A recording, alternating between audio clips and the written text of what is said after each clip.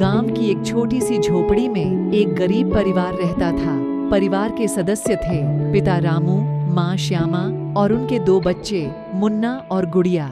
वे अपने छोटे से जीवन में खुश थे, लेकिन गरीबी उनके जीवन को कठिन बना देती थी। रामू गांव में मजदूरी करता था और श्यामा घर का काम करती थी। मुन्ना और गुड़िया शाम को खेलने जाते थे। वे अपने माता पिता की मेहनत देखते थे और खुश रहने की कोशिश करते थे। मुन्ना और गुड़िया को पढ़ाई का बहुत शौक था।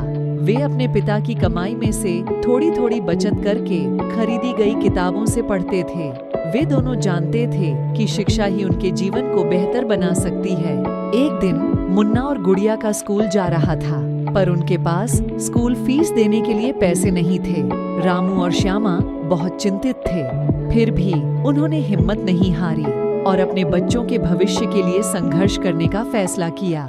रामू ने और अधिक मेहनत करने का फैसला किया और श्यामा ने खेती में मदद करने का काम शुरू किया। उनकी मेहनत रंग लाई। मुन्ना और गुड़िया को स्कूल भेजने के लिए पैसे इकट्ठा हो गए। बच्चों ने अपने माता पिता की मेहनत को देखा और वे अधिक समर्पित हो गए।